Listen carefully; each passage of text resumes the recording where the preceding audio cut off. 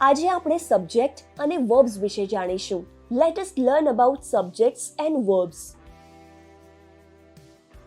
સૌથી પહેલા વર્બ્સ શું હોય છે અને સબ્જેક્ટ શું હોય છે અને તે વાક્યમાં એક સાથે કેવી રીતે આવે છે તે સમજીશું. Subject plus verb. આવો જાણીએ ક્રિયાપદ શું છે. વર્બ એક એવો શબ્દ છે જે કોઈ પણ ક્રિયા દર્શાવે છે, જેવી કે રન, ઈટ, પ્લે વગેરે. વર્બ્સ આપણને બતાવે છે કે કોઈ વ્યક્તિ શું કરે છે અથવા શું કરી રહ્યો છે. અહીં થોડા વર્બ્સ આપ્યા છે: swim, jump, drink, walk, stand, push. આ વાક્યને જુઓ. પ્રીતિ ક્લીન્સ હર ટેબલ. કયો શબ્દ વર્બ દર્શાવે છે? જે શબ્દથી ક્રિયા દેખાઈ રહી છે તે ક્લીન્સ છે, તો વર્બ ક્લીન્સ છે. થોડા બીજા ઉદાહરણ જુઓ અને શોધી કાઢો કે કયો શબ્દ ક્રિયા કે ક્રિયાવાચક શબ્દ છે. Geeta runs to the park. અહીં ક્રિયા બતાવનારો શબ્દ રન્સ છે, તો વર્બ રન્સ છે. Children play. અહીં ક્રિયા બતાવનાર શબ્દ પ્લે છે, તો વર્બ પ્લે છે. હવે જ્યારે આપણને ખબર પડી ગઈ છે કે વર્બ્સ શું હોય છે, તો આવો સમજીએ કે સબ્જેક્ટ શું હોય છે. તે વ્યક્તિ, પશુ કે વસ્તુ જે ક્રિયા કરે છે તે સબ્જેક્ટ હોય છે. જો આપણે પ્રશ્ન પૂછીએ કે ક્રિયા કોણ કરે છે, તો જવાબ મળશે તે વાક્યનો સબ્જેક્ટ હોય છે. આ વાક્યને ફરીથી જુઓ. પ્રીતિ ક્લીન્સ હર ટેબલ. જો આપણે આ પ્રશ્ન પૂછીએ કોણ ટેબલ સાફ કરે છે, તો જવાબ હશે પ્રીતિ, તો સબ્જેક્ટ પ્રીતિ છે. હવે આ ઉદાહરણો પણ જોઈએ. Geeta runs to the park. આ વાક્યમાં સબ્જેક્ટ ગીતા છે. Children play. આ વાક્યમાં સબ્જેક્ટ ચિલ્ડ્રન છે. હવે આવો એકવચન એટલે કે સિંગ્યુલર અને બહુવચન એટલે કે પ્લુરલ સબ્જેક્ટ્સ જોઈએ. જ્યારે સબ્જેક્ટ એક વ્યક્તિ, પશુ કે વસ્તુ હોય છે, ત્યારે આપણે કહીએ છીએ કે સબ્જેક્ટ એકવચન એટલે કે સિંગ્યુલર છે. જ્યારે સબ્જેક્ટ એકથી વધારે વ્યક્તિ, પશુ કે વસ્તુ હોય છે, ત્યારે આપણે કહીએ છીએ કે સબ્જેક્ટ બહુવચન એટલે કે પ્લુરલ છે. ઉદાહરણ તરીકે Geeta runs to the park. અહીં સબ્જેક્ટ ગીતા એક વ્યક્તિ છે, તો ગીતા સબ્જેક્ટ સિંગ્યુલર છે. Children play. અહીં સબ્જેક્ટ ચિલ્ડ્રન બે લોકો છે, તો ચિલ્ડ્રન એક બહુવચન એટલે કે પ્લુરલ સબ્જેક્ટ છે. તે જ ક્રિયાનો ઉપયોગ સિંગ્યુલર અને પ્લુરલ સબ્જેક્ટ્સની સાથે અલગ રીતે થાય છે. આવો આપણે ક્રિયા ઈટનો ઉપયોગ કરીએ અને જોઈએ કે તે કેવી રીતે અલગ છે. આ બે ચિત્રોને જુઓ.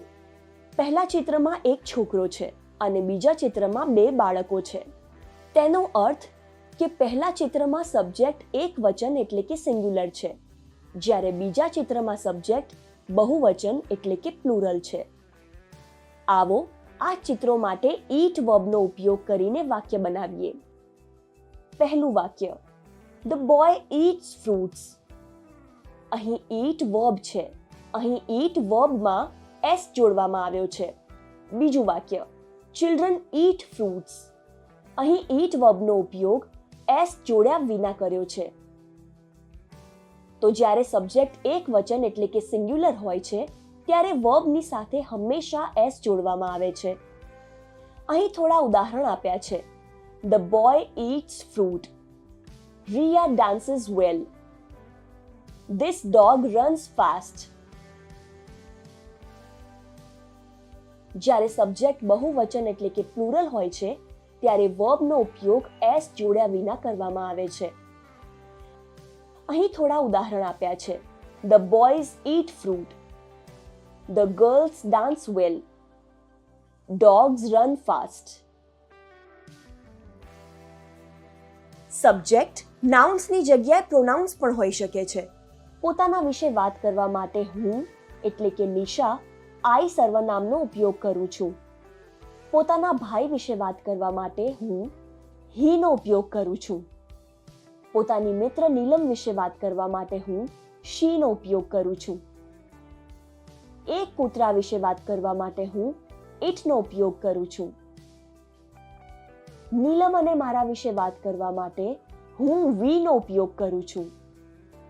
અને અન્ય લોકો વિશે વાત કરવા માટે રાજ અને રૂહી માટે હું ધે નો ઉપયોગ કરું છું.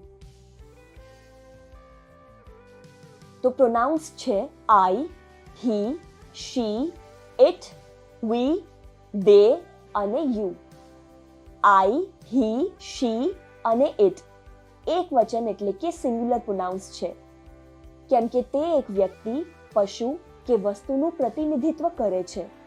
વી અને ધે બહુવચન એટલે કે પ્લુરલ પ્રોનાઉન છે, કેમ કે તે એકથી વધુ વ્યક્તિ, પશુ કે વસ્તુનું પ્રતિનિધિત્વ કરે છે. યુ નો એકવચન અને બહુવચન બંને રૂપોમાં ઉપયોગ કરી શકાય છે.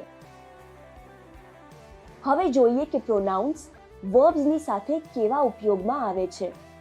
વર્બ સિટ માટે he sits, she sits, it sits too. You sit, we sit, they sit too. Verb eat માટે he eats, she eats, it eats too. You eat, we eat, they eat too. Verb run માટે he runs, she runs, it runs too. You run, we run, they run too. આશા છે કે તમે verbs એક વચન એટલે કે singular અને બહુવચન એટલે કે પ્લુરલ સબ્જેક્ટની સાથે બદલાય છે તે સમજી ગયા છો. પોતાની વર્કબુકમાં સબ્જેક્ટ્સ અને વર્બ્સની સાથે અભ્યાસ કરો.